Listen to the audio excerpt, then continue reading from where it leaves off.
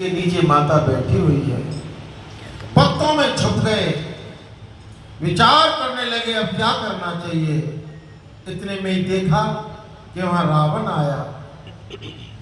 रावण तरह तरह से माता जी को धमका रहा है। हनुमान जी महाराज बड़े शांत होकर के सुन रहे हैं, देख रहे हैं। रावण ने धमकी दी, बहुत तरह से धमकी दी और अंत में तो यहां तक कह दिया कि अगर तूने मेरी बात को नहीं माना तो मेरी ये चंद्रहास नामक तलवार तेरी गर्दन को तेरे धड़ से अलग कर देगी। 1 महीने का समय देता हूं। 1 महीने का समय देकर के रावण चला गया। अब माता बड़ी दुखी हो रही है, क्या करूं। कि कर्तव्य विमूढ़ हो जाती है माता उस समय। और जब ऐसा अवसर आता है, ऐसा समय आता है, बुरा समय, तो मस्तिष्क में नेगेटिव विचार ज्यादा घर करते हैं। अब माताजी के दिलो दिमाग में एक विचार आया, अगर कहीं से मुझे अंगारा मिल जाए तो मैं अपने शरीर को भस्म कर लूं। अंगारा मांगा त्रिजटा से। त्रिजटा ने कहा, बेटी, त्रिजटा को माता कहती है, सीता मां, माता मुझे कहीं से अंगारा लाके दे दो, मैं अपने शरीर को भस्म करूंगी।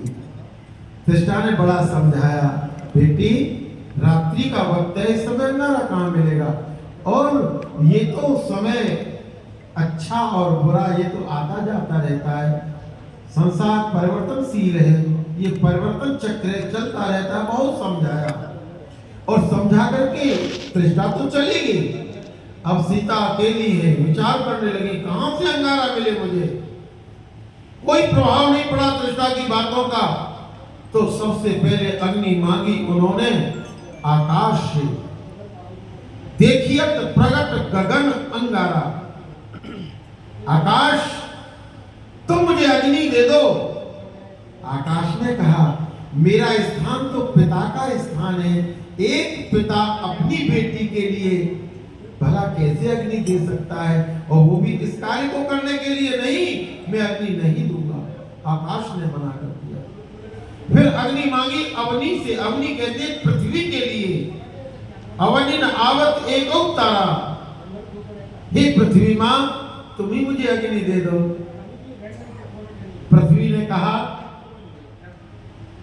बेटी मैंने तो तुम्हें अपनी कुच्छा से जन्म दिया है, भला इस कार्य को करने के लिए मैं तुम्हें कैसे अग्नि दे सकती हूँ। नहीं, मैं तुम्हें अग्नि नहीं दूंगी। पृथ्वी मैया ने भी मना कर दिया। तारों से अग्नि मांगी, सप्तऋषियों से, उन्होंने भी मना कर दिया। फिर चंद्रमा से अग्नि मांगी।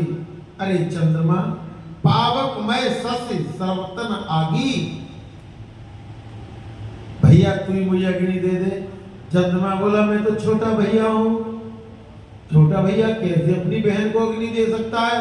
नहीं, मैं अग्नि नहीं दूंगा। चंद्रमा ने भी मना कर दिया। उसके पश्चात अग्नि मांगी अशोक वृक्ष से। सुनय विनय मम बिटप अशोका, सत्य नाम कर हर मम शोका। भैया तेरा नाम अशोक है। अशोक तो उसे कहते हैं जो दूसरे के शोक का हरण करता है। तू मेरे शोक का हरण क्यों नहीं करता, तू मुझे अंगारा क्यों नहीं देता। अशोक मौन है, लेकिन उस अशोक वृक्ष पर कौन बैठा है? हनुमान जी महाराज। मन ही मन कहने लगे, माता अग्नि देने का काम तो पुत्र का होता है, मैं तुम्हें अग्नि दूंगा, मैं तुम्हें अग्नि दूंगा। माता ऐसा विचार करके वह मुद्रिका, वह अंगूठी जो प्रभु श्री राम ने दी थी, वो तुरंत माता जी के समक्ष डाल देते हैं। माता जी ने विचार किया, आहा मुझे अशोक वृक्ष ने अंगारा दे दिया। दौड़ करके जाती हैं, उठती हैं, देखती हैं, वो अंगारे के समान ही तो चमक रही थी मुद्रिका। उठाया उसके लिए, अरे ये अंगारा नहीं है, ये तो मेरे स्वामी की अंगूठी है। अरे मुद्रिका, अरे अंगूठी, तू यहां कैसे आ गई? अपना दुख तो भूल गई माता, कि मुझे कहीं से अंगारा मिले। अब तो ये बात पे आ गई कि तू अंगूठी यहाँ कैसे आ गई।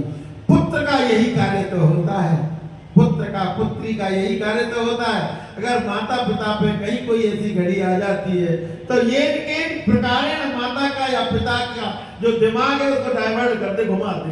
हनुमान जी महाराज ने यही कार्य किया कि उनके दिमाग को घुमा दिया। कैसे वक्त पे घुमाया, वो कितनी दुखी हो रही है, भस्म होना चाहती है, और हनुमान जी महाराज ने तुरंत ऐसे समय पर दिमाग को घुमा दिया और तुरंत नीचे आ जाते हैं। अब भैया पूछ रही है अंगूठी से, अंगूठी तू यहाँ कैसे आ गई? मेरे प्रभु तो अजय हैं, उन्हें युद्ध में कोई जीत नहीं सकता, और माया से दूसरी ऐसी अंगूठी बनाई नहीं जा सकती, तू यहाँ कैसे आ गई? उस अंगूठी से कैसे पूछती है माता।